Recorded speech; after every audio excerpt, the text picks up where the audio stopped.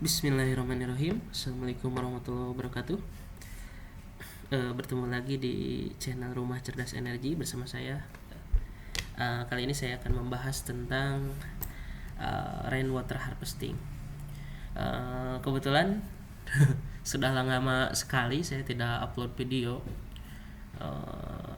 berhubung dengan kesibukan juga, terus juga kemarin sempet malas gitu ya, walaupun sebenarnya banyak hal yang ingin saya bahas cuman tidak sempat gitu karena lebih banyak liburan kemarin.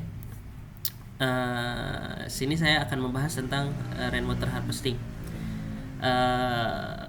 Pasti banyak yang bertanya-tanya kenapa sih judulnya Rumah Cerdas Energi tapi bahas-bahas hal lain juga gitu ya, selain dari bahan bakar dan juga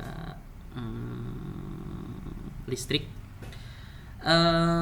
Karena salah satu cita-cita saya adalah masyarakat kita bisa menjadi mandiri ya dari setiap sektor kehidupan. Dan justru sebenarnya yang sangat penting dan mendasar gitu dalam keseharian itu malah adalah air dan makanan gitu ya. Air, makanan itu sudah cukup untuk kehidupan dasar, tapi sangat kurang dari segi kenyamanan. Makanya kita butuh yang namanya listrik. Sebenarnya hanya air, bahan bakar, dan makanan itu sudah cukup untuk bertahan hidup ya. Kenapa saya sekarang semangat lagi buat video, karena berhubung dengan kemarin kenaikan BBM ya sangat terasa. Pastinya juga berdampak ke kenaikan seluruh aspek ya, aspek keseharian. Makanya saya semangat lagi untuk upload video, walaupun gak bahas BBM untuk kali ini ya, tapi saya bahas karena BBM dampak ke semuanya. Saya listrik sudah bahas, bahan bakar sudah bahas untuk alternatifnya ya. Kali ini saya bahas ingin tentang air, mungkin kedepannya tentang juga kemandirian makanan. Oke. Jadi apa sih rainwater harvesting itu? Rainwater harvesting tuh kalau di bahasa Indonesianya dikenal dengan nama pemanenan air hujan atau PHH. Ini sudah dikenalkan oleh lembaga-lembaga lingkungan yang yang resmi di Indonesia ya. Banyak menyarankan untuk melakukan PAH ini. Cuman mungkin masih banyak masyarakat yang belum tahu tentang apa itu pemanenan air hujan. Sebenarnya pemanenan air hujan itu teknologi yang sangat lama. Mungkin orang-orang dulu juga sudah banyak yang melakukan.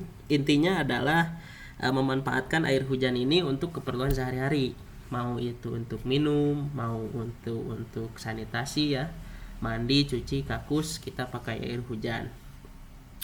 Cuman karena pergeseran zaman gitu ya, air hujan mulai ditinggalkan karena dirasa juga banyak juga yang membuat isu bahwa air hujan itu tidak bersih dan sebagainya. Orang mulai beralih ke PDAM ataupun ada yang pakai mata air kalau di desa-desa, ada juga yang pakai sumur bor gitu kalau di kota ya. Untuk alatnya sendiri itu sangat sederhana dan gampang untuk diterapkan di rumah. Yang pastinya kita harus punya atap ya untuk tampungan air hujannya. Kedua, kita ada talang untuk menyalurkan dari atap ke penampungnya nanti. Terus perpipaan lah ya, normal itu ada elbow dan sebagainya. Disesuaikan saja. Terus ada satu alat namanya first flush diverter, nanti saya jelaskan. Dan yang terakhir itu toran ataupun bak untuk menampung air hujannya sendiri. Intinya pemanenan air hujan itu ya nampung air hujan aja gitu. Terus dipakai untuk kebutuhan air sehari-hari, sama seperti kita pakai PDAM atau pakai yang lainnya juga. Kita kan tampung airnya terus pakai gitu. Cuman bedanya kalau untuk air hujan ini, kenapa banyak orang yang menyebutkan bahwa air hujan ini kotor dan sebagainya, karena tidak tahu caranya. Bahwa air hujan tuh untuk jatuhan pertama, apalagi setelah kemarin kita musim kemarau panjang ya, itu hujan pertama tuh itu wajib dibuang, jangan kita pakai. Terus untuk misalkan hari keduanya ada hujan lagi, atap-atap kita, talang, terus apapun yang udah kotor kan sudah terbilas di hujan pertama. Di hujan kedua pun kita buang 10 sampai 15 menit pertama. Caranya dengan menggunakan first flush diverter ini. Intinya First pass diverter ini bentuknya seperti ini kurang lebih. Air masuk dari talang. Nah, di bagian bawahnya ini ada keran biasanya. Kerannya ini dibuka sedikit.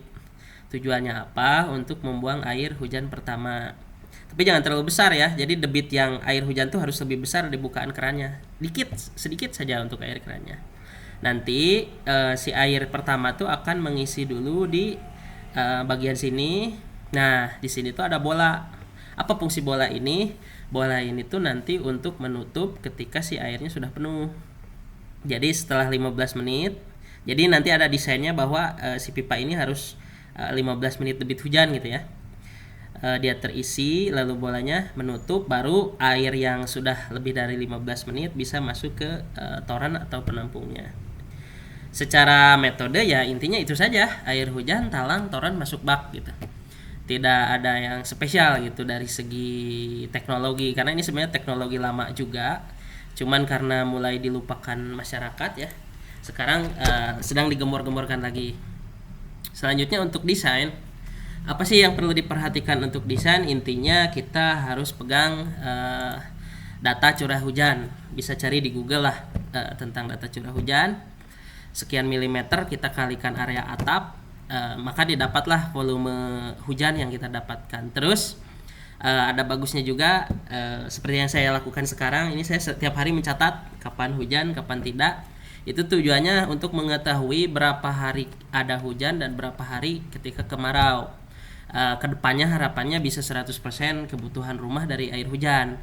Jadi misalkan sebenarnya kan secara teori tinggal ambil gampangnya kemarau 180 hari 6 bulan.